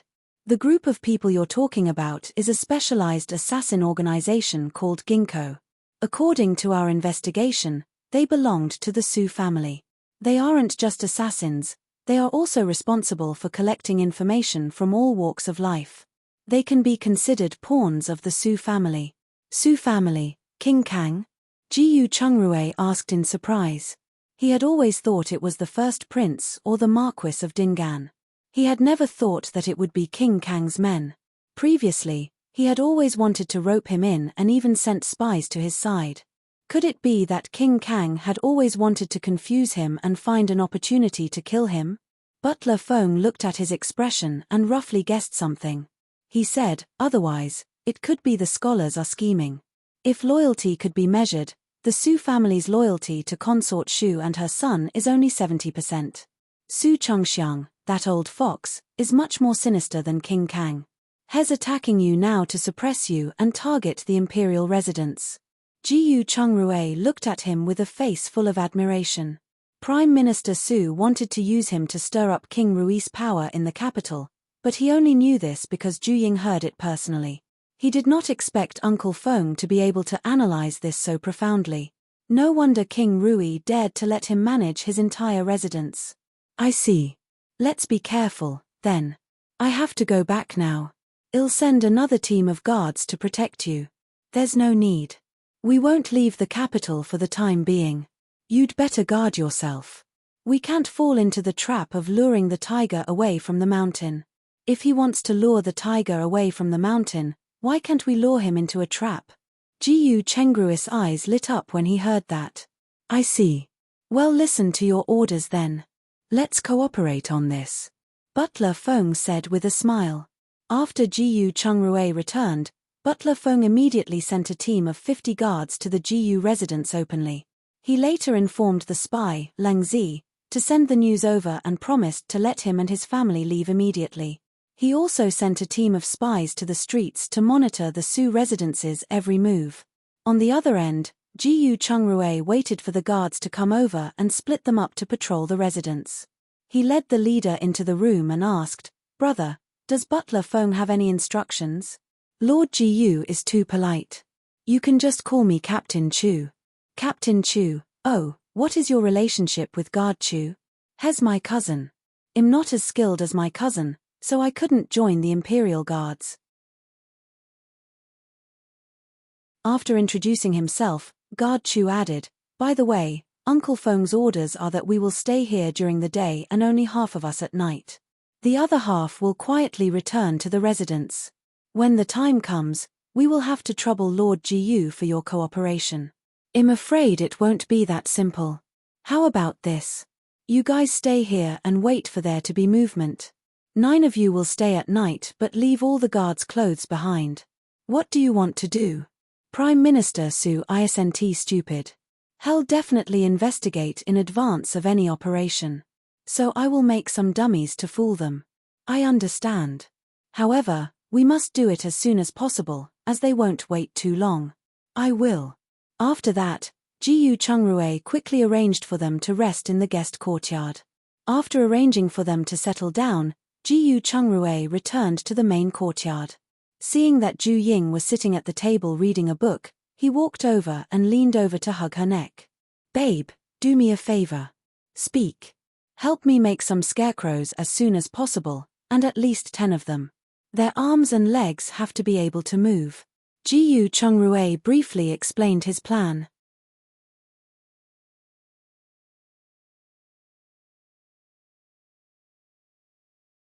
Chapter 637 Invitation into a Trap, 2.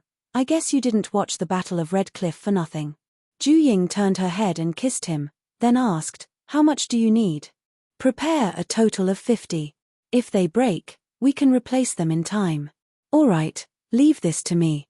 At this point, Zhu Ying turned around and asked, "Should we send a message to the Marquis of Dingan through Xiaxiang and get them to join in and deal with them once and for all?" "Don't. If word gets out, all our previous efforts will be in vain." "All right then, but this way, we have to keep a close eye on the people in the residence." "I'll arrange it. I'll just need you to make the scarecrows as soon as possible." After Jiyu Chengrui finished speaking, he turned around and walked out. After he left, Zhu Ying put away the book and called Kuehua in. Using resting as an excuse, she returned to her room and closed the door and windows. She put down the curtains and entered her interspace. After entering, she remembered that there were no straws left. She had no choice but to take out a batch of millet stalks, smash them flat, and tie them into scarecrows with hemp rope. As for the joints of their arms and legs, she used an oilcloth to make the joints and applied some grease to the joints to allow them to move freely. Finally, she used the cheapest linen she had to make a tight-fitting suit. This way, the scarecrows really looked like they were wearing clothes. After she was done, she went to the storeroom to find a batch of fabric closest to the color of flesh and a batch of black silk fabric and made 50 fake headgear. However, she only completed 3 scarecrows in one afternoon. At night, she entered her interspace and finished up all 50 of them with Jiyu Chengrui. After they were done, Jiyu Chengrui asked Zhu Ying to put them in the stable. The next day, Captain Chu checked them at dawn and confirmed they could be used. The two then waited quietly for news from the other side. Prime Minister Su was cautious. He sent people to scout for 3 consecutive nights before he made a move. On the afternoon of the 4th day, after receiving the news that they would act, Captain Chu's men secretly left the residence under the guise of selling firewood, transporting vegetables, and so on. Then, they quietly returned to King Rui's residence. Therefore, at night, only 9 guards were left at the Jiyu residence. When it was time, Jiyu Chungrui called all the adults in the residence over. He arranged 3 people into a group, and each group brought 2 scarecrows and formed 5 patrol teams to patrol the courtyard.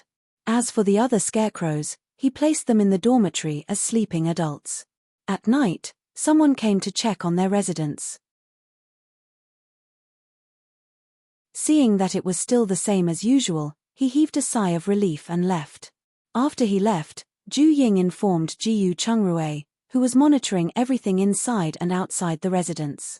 After Jiyu Chungrui received the news, he heaved a sigh of relief and asked the patrol team to stop.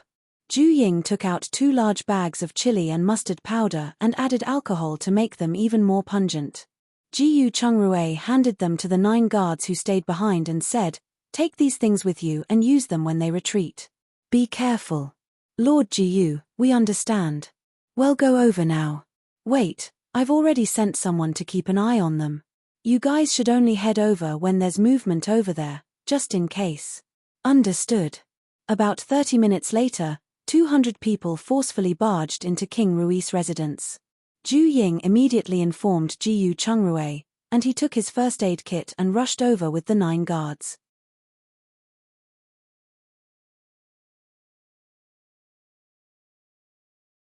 Chapter 638 Invitation into a Trap, 3. After Ju Ying notified Jiyu Chungrui, she did not withdraw her divine senses. Instead, she kept staring to see if she could help.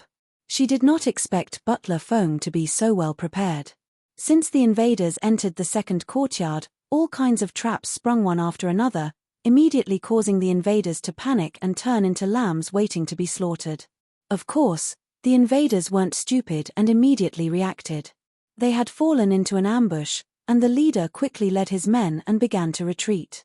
However, there were already archers waiting outside. By the time they got out, more than half had already died. Later, they ran into Jiyu Chungrui and the others. In the end, only about 20 people were left. In the manner, Butler Feng ordered the dead bodies to be placed on the ground in the front yard and arranged in rows. There were also a few who were captured alive and sent to a locked cell. Butler Feng laughed loudly when he saw Jiyu Chungrui. "Haha, today's battle is sure satisfying." "Indeed. How are the casualties in the residence?" "I happen to have some medical skills and can help." Jiyu Chungrui smiled and nodded.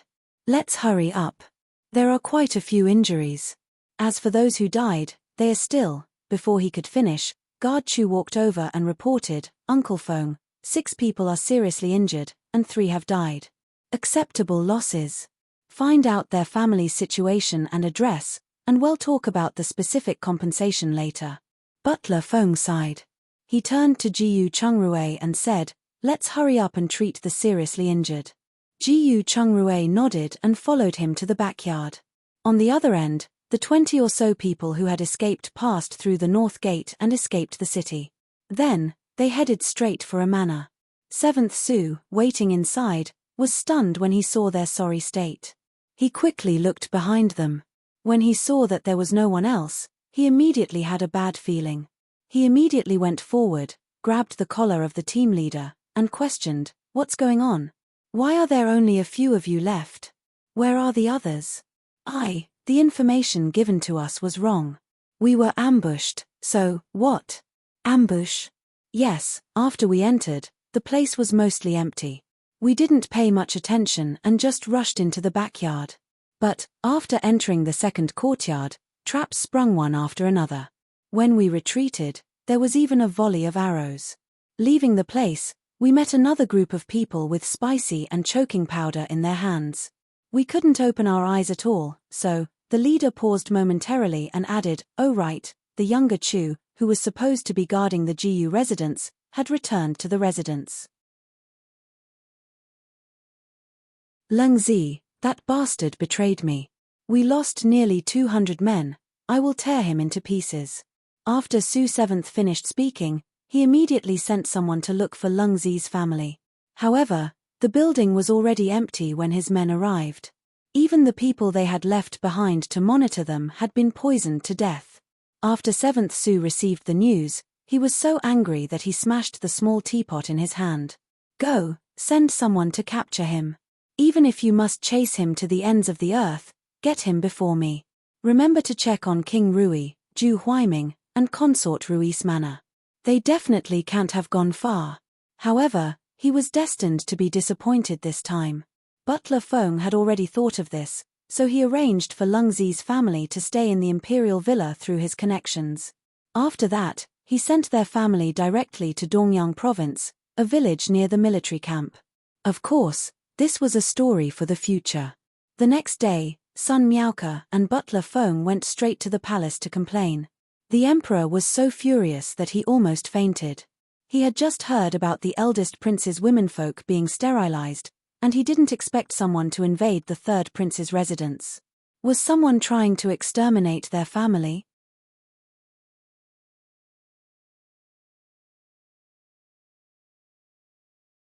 Chapter 639 Confrontation. After regaining his senses, the emperor asked Eunuch Li to invite Prime Minister Su over. When Prime Minister Su came in and saw Butler Feng and Consort Rui, his heart skipped a beat. It seemed that they most likely knew that they were the ones who did what happened last night. He had to be careful with his following words. Thinking of this, he calmly stepped forward and said, "Greetings, Emperor. All right, get up. I ask of you, did you know that King Rui's residence was invaded last night? I heard about it in court this morning." The emperor looked at his calm face and cursed inwardly for being an old fox. It seemed it would be difficult to get anything out of his mouth today. Butler Feng said that those people are your subordinates. How do you explain this? I'm innocent. That is King Rui's residence. Assassinating a member of the imperial family is a great crime that will result in execution for all 9 generations. It's good that you know. I thought you didn't know. I fear for my innocence. Prime Minister Su hurriedly bowed. I thought that Prime Minister Su was fearless. After Sun Miaoke finished speaking, she looked at Butler Feng. Butler Feng understood and directly handed him the ginkgo leaf mark he had carved out. Prime Minister Su, you should be very familiar with this symbol. King Rui has checked that this mark belongs to the ginkgo organization under 7th Su. Impossible. How could my 7th son have hired thugs? He must have been framed. Butler Feng was so angry that he wanted to laugh out loud. At the same time, he had to admire Prime Minister Su's acting skills. He was not inferior to those famous actors at all. However, Butler Feng also knew that it was impossible to do anything with just this bit of evidence in his hands. As long as it served as a warning, Prime Minister Su would not dare casually strike again. The rest could only wait for King Rui's return to be dealt with. Therefore, he could only say, since they're not your men, then this old servant doesn't need to worry about saving face. Later on, my servant will throw the 100 over corpses in the manor into the wild to feed the crows. Prime Minister Su was furious, as saving those dumped corpses might blow their cover. They would still suffer heavy losses if they chose to ignore the corpses. What would the people under 7th Su think if he didn't save them? It would definitely greatly reduce 7th Su's prestige in his organization. He have to inform his son as soon as possible and get him to appease his subordinates. Thinking of this, he replied with a fake smile, "That is your right." When Uncle Feng saw this, he immediately retreated to the side. Sun Miaoke stepped forward and bowed, saying, "Imperial Father, your daughter-in-law has troubled you. However, it's easy to dodge an open arrow but hard to guard against a hidden one. I wonder if you can send an experienced nanny for me, as I'm terrified." The emperor was stunned for a moment after hearing this. He had really never seen anyone take the initiative to ask him to arrange for people to enter their residence. However, when he thought about her current situation, he could understand. At least with the people in the palace around, whoever was planning to invade would have some scruples. He nodded and replied, "Sure, I'll give you 2 nannies and 4 guards. They'll return to the palace when King Rui returns." "Thank you, Imperial Father. If you have no other instructions, I will take my leave. Go, rest well. When you have time, go to the Empress Dowager's place and talk to her." "Yes." After Sun Miaola finished speaking, she nodded to Prime Minister Su expressionlessly and left with Butler Feng. The Emperor then said to Prime Minister Su, "Prime Minister Su, you may leave as well. I hope that this matter has nothing to do with you. I will humbly take my leave." Prime Minister Su responded, bowed, and left. After leaving, his expression changed as he strode out of the palace. In the royal study, the Emperor called Xiao Heng and said, "Xiao Heng, do you know about the assassin organization called Ginkgo? You're tuning in to the Dreamy Chapters YouTube channel. We're so grateful for your support and don't forget to subscribe to join us on this incredible journey through captivating stories. Your generosity through donations truly makes a world of difference, as it's the primary source of revenue that allows me to expand and enhance this channel for you. Thank you from the bottom of my heart for being a part of this adventure.